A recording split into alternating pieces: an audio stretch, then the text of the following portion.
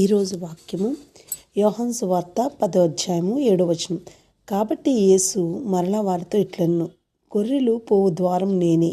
నాకు ముందు వచ్చిన వారందరూ దొంగలను దోచుకుని వారినై ఉన్నారు. గొర్రెలు వారి స్వరం వినలేదు. నేనే ద్వారమును. నా ద్వారా ఎవడైనా లోపల ప్రవేశించిన వాడు రక్షింపబడిన వాడై లోపలికి పోవచ్చు, బయటకు వచ్చు, మేత మేయచు నుండును. దొంగ దొంగతనమును, హత్యయు, నాశనమును చేటుకు వచ్చును, కానీ మరి దేనికి రాడు. గొర్రెలకు జీవం కలుగుటకు, అది సమృద్ధిగా కలుగుటకు నేను వచ్చితనని మీతో నిశ్చయంగా చెప్తున్నాను. ఇక్కడ యేసయ్య మంచి కాపరి. ఆయన ఇక్కడ యోహాను సువార్తలోనే ఇంకొక స్టేట్మెంట్ ఇస్తున్నాడు, నేనే ద్వారమును. అంటే ఐఎమ్ ద డోర్. నేను ద్వారం. ఇప్పుడు ఫర్ ఎగ్జాంపుల్ ఏదైనా లోపలికి ఎంటర్ అవ్వాలి అంటే ద్వారం గుండా వెళ్తాయి. యేసయ్య అంటున్నాడు నేనే ద్వారాన్ని అంటున్నాడు.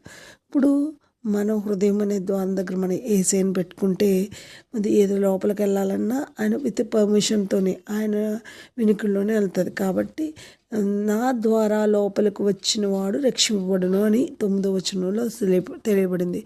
అంతే, దేవుని ద్వారా లోపలికి మనం వెళ్ళినప్పుడు రక్షింపబడతాం. అతడు లోపలికి వస్తూ బయటకు వెళ్తూ మేత మేస్తూ అంటే ఈ గొర్రెల గురించి చెప్తూ అతడు లోపలికి వెళ్తాడు, నా ద్వారా అలాగే బయటకు వస్తాడు, మేత మేస్తూ ఉంటాడు అని చెప్పి మేత మేయచు ఉంటాడు అని చెప్తున్నాడు. అదే దొంగ పని ఏంటి? దొంగతనం, హత్య, నాశనం అది చేయటానికి దొంగ వస్తాడు, మరి దేనికి కూడా రాడు. గొర్రెలకు జీవం కలుగుటకు, అది సమృద్ధిగా కలుగుటకు నేను వచ్చానని యేసయ్య చెప్తున్నారు. కాబట్టి మనమందరం కూడా దేవుని, ఆయన మార్గం, సత్యం, జీవమైన దేవుని మన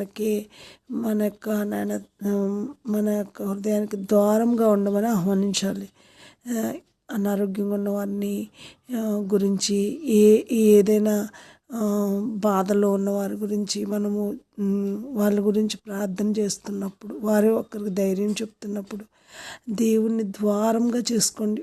ఒక తలంపుల్లో చెడు తలంపులు రాకుండా యవనస్తులకైతే ఆయన ద్వారంగా చేసుకోండి అని మనం చెప్పొచ్చు. ఎందుకంటే ఆయన ద్వారంగా ఉంటే మంచి మాత్రమే లోపలికి ఎలా అవుతుంది, ఆయన ద్వారా వస్తేనే మనకి రక్షణ కలుగుతుంది. కాబట్టి ప్రార్థన. ప్రేమ నమ్మకం గల దేవా, నీ బంగారు పొందకు లెక్కలేని వందనాలయ్యా, స్తుతులయ్యా, స్తోత్రాలైనా మీకే వందనాలయ్యా. అవును ప్రభువా, మీరే మా ద్వారంగా ఉంటే మా జీవితాలు బాగుపడతాయి తండ్రి. మీరే మా ద్వారంగా ఉండండి దేవా. మంచిని మాత్రమే లోపలికి ఎలా అవడానికి మీరు కృప చూపించండి. ఈరోజు మేము చేయబోయే ప్రతి పనిలో కూడా మీ తోడు కాపుదల, భద్రత, క్షేమకు అనుగ్రహించండి. మా నోటి మాటలు మా హృదయాన్ని మీకు అంగీకారంగా చేసుకోండి తండ్రి.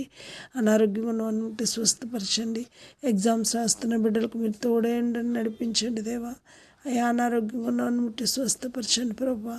ప్రార్థన ఆలకించేవాడా, ప్రార్థనకు ప్రతిఫలం దయచేయమని మహిమ, ఘనత, ప్రభావం మీకు ఆరోపించుకుంటూ యేసయ్య పరిశుద్ధ నామాన్ని అడిగి ప్రార్థన చేయుచున్నాము మా పరమ తండ్రి. ఆమేన్.